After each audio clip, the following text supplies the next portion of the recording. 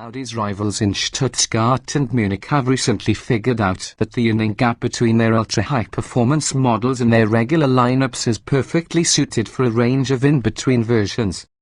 And so Mercedes launched its AMG 43 models, while BMW created a range of M-performance vehicles.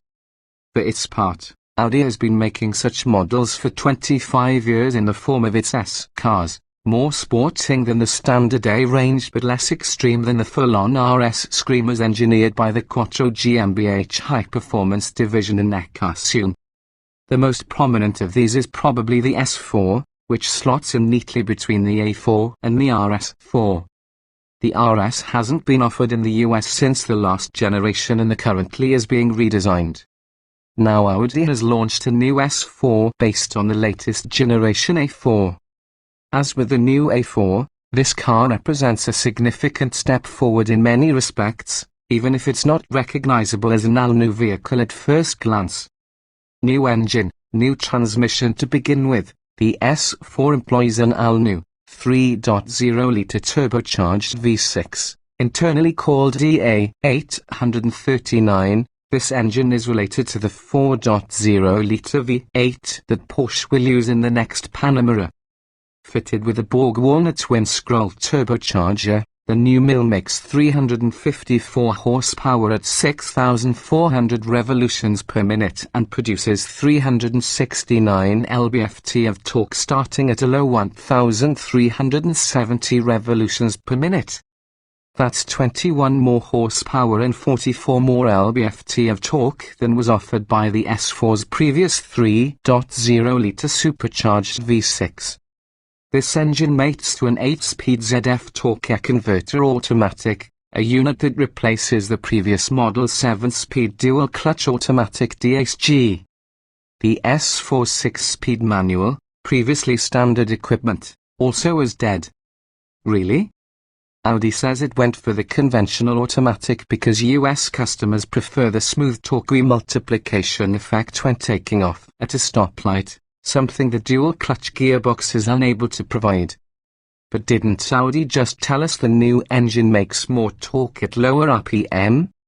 We're not following Audi's reasoning, given that the A4 still offers the DSG and the S4 is a performance model targeting drivers seeking greater involvement. Audi also says that the manual, which accounted for about 10% of sales, was scuttled because many advanced driver assistance functions don't work as well with it. The car needs control of the transmission if it's to fully automate the speed, steering, and braking, they say. And it's those functions, Audi asserts, that will be the essential elements of the performance sedan of the future. We pity anyone who'd choose a car like the S4 with the expectation of having it drive itself even semi-autonomously, that misses the whole point. Count the rise of autonomous driving as another blow in the continuing beatdown of manual transmissions. That said, if we're forced into a traditional automatic, this ZF box is one of the best. It provides quick shifts and seems less prone to hunting for the right gear than the previous model's dual-clutch unit.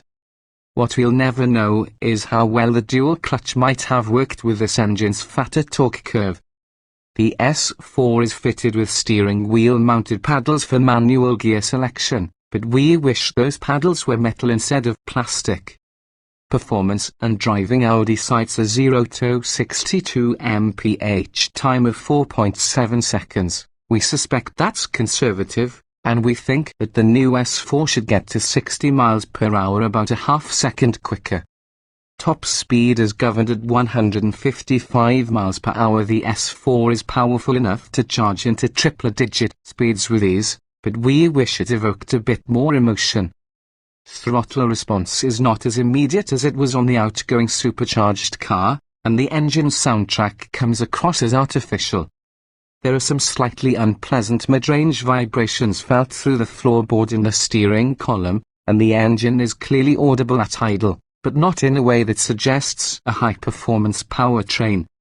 Moving the drive mode selector from dynamic to auto or comfort will quiet the S4 so effectively, in fact, that you would never imagine its performance potential.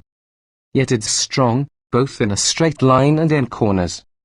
The permanent all-wheel drive system is tuned to shove most of the torque to the rear wheels, and, especially when equipped with the optional rear sports differential and the dynamic steering system, the S4 becomes a truly agile performer that will take on a superb hot hatchback or pony car anytime.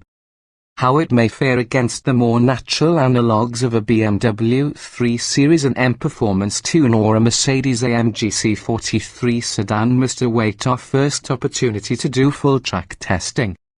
What we can add for now is that it is comfortable enough to soak up hundreds of miles without unduly stressing the driver and passengers.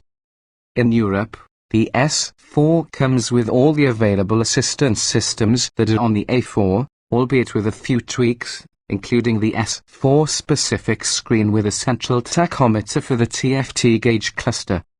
Outside, the S4 is differentiated from the A4 by its aluminum accented rear view mirrors, unique grille with double bars, and quad exhaust pipes. It's distinct enough from the A4, but the A4 itself is a disappointingly timid redesign. More than a few customers may have trouble distinguishing it from its predecessor. When the new S4 eventually reaches the US in early 2017, pricing should remain close to that of the outgoing model, which starts at $50,125 with the now discontinued manual transmission. While Mercedes sharpens its entry-level AMG 43 models, Audi says that its S cars will remain unchanged in their focus on balancing athleticism with daily drivability. It is no coincidence they are developed by Audi in Ingolstadt, rather than at Neckarsulm where the RS Brain Trust resides. Audi is staying on course, and the new S4 continues the tradition of being one of the most pleasant and understated performance sedans available. We'll be able to definitively tell if it's perhaps a bit too understated when we get to test a production model.